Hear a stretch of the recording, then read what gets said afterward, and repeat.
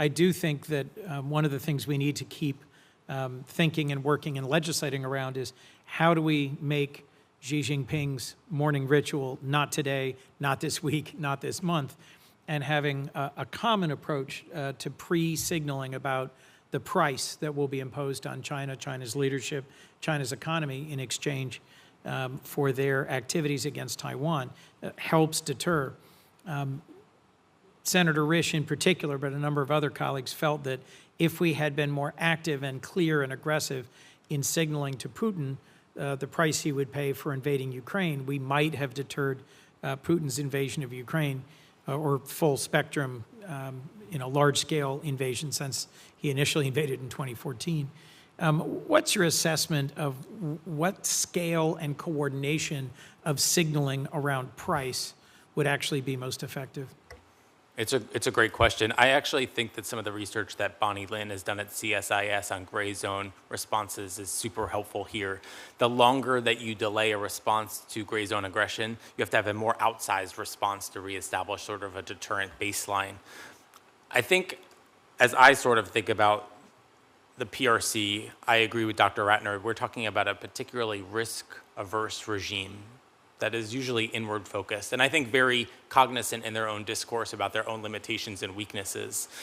I think us very cleanly mapping all of their dependencies and all of their vulnerabilities and starting to signal where we have leverage, whether it's in the tech space. I certainly think the economic space is one that's not been sort of addressed cohesively. Again, it just forces the Chinese to start to account for all of these potential complications that will make something that is already probably the most consequential and difficult invasion known to mankind, even less likely. But then you can't discount what we're seeing in the gray zone space and the silent subjugation and I think sort of the ramping up of activity there, such that we want to buy time and slow them down. I think it's probably what we need to internalize as our strategy. Anything that does and accomplish that objective, I think should be get a fair shake.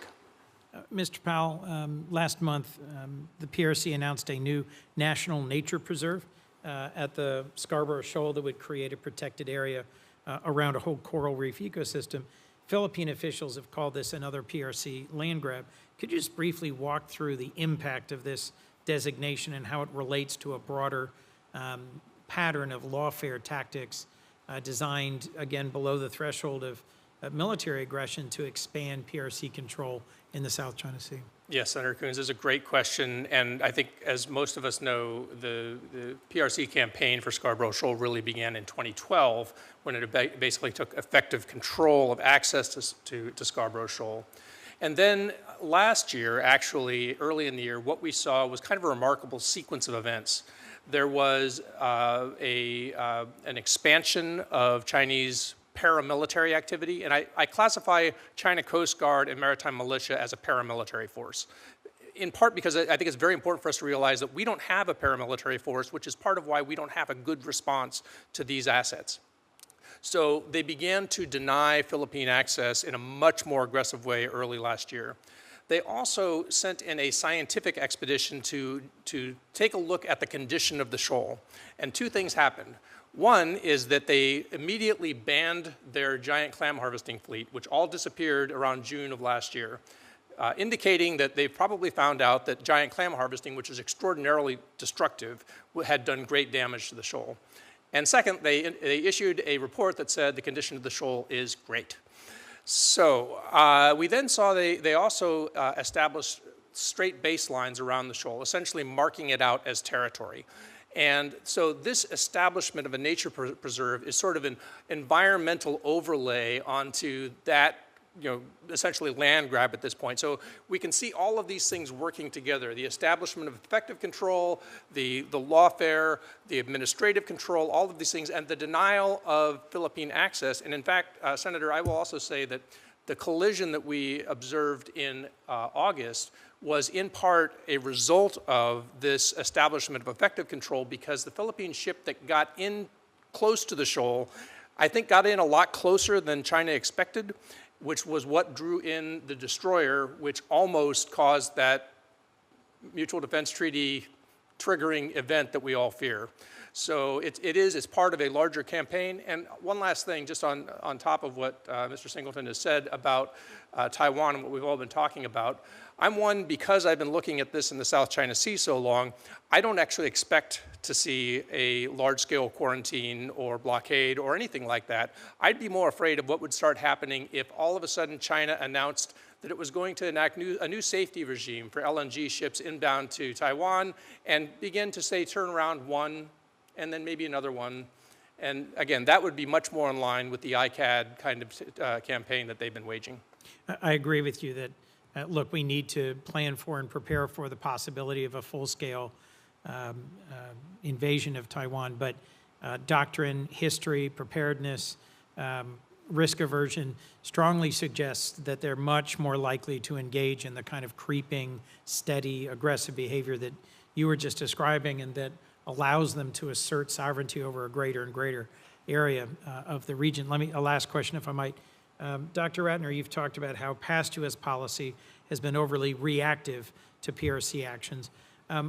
What would a more proactive U.S. government approach ideally look like, given where we are today and looking forward, given your experience? Well, I guess I would, as I mentioned in my written testimony, I think there are a couple ways to think about this. One is at the tactical and operational level, and then another is at the strategic level. I think at the tactical level, as we've talked about, there are things we can be doing operationally to be doing our own salami slicing back. There are new emerging defense technologies, autonomy, low-cost, attritable systems that we can be using ourselves and providing to our partners for them to get out on the water and start asserting their claims instead of just defending against PRC incursions.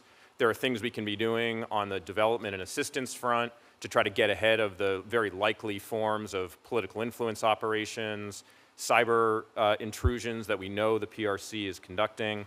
Again, we talked about the information domain, so there are ways to get after this. But I guess what I would say one thing I think we have to remember as we think about this issue set is when we see the PRC doing something out at Second Thomas Shoal or out at Scarborough Shoal, those very specific tactical features and locations are important, but they're part of a bigger story, which is China's ambitions to control the South China Sea, to control the East Asian littoral. What we need to be doing in response and in parallel to China's ICAD activities is not just playing whack-a-mole, though we should be out there defending their tactical moves, but rather thinking about what are the strategic actions we need to be taking to ensure that they can't, in the end, have that kind of effective control that they want. So with the Philippines, for instance, yes, we need to be supporting them out at Scarborough Shoal, but we ought to be working on our force posture in the Philippines. We ought to be expanding the number of locations we're investing in. We ought to be investing a lot more in those locations to develop them. We should be bringing more advanced capabilities into those locations. We should be operating more and more with our allies and partners, the Australians and the Japanese, who both have reciprocal access agreements now with the Philippines. They can be operating and supporting these EDCA sites as well. They can be contributing development assistance that are connecting roads to our military sites. So when we pick up our heads a few years from now, yeah, maybe China has more Coast Guard vessels around Second Thomas Shoal or Scarborough Reef, but hey, look, the United States has a collective defense pact with our partners. It's got a robust rotational military presence in the Philippines. It's got advanced counter ship capabilities now in the Philippines, and we're operating with our allies and partners like never before. I think that's a strategic victory for the United States. That's what we ought to be aiming for. Thank you. Thank you to all the witnesses, and thank you, Senator Ricketts, for our trip. We literally got to see Scarborough Shoal, Second Thomas Shoal, that whole West Philippine Sea region on our trip together earlier this year was enormously illuminating, and thank you for this hearing.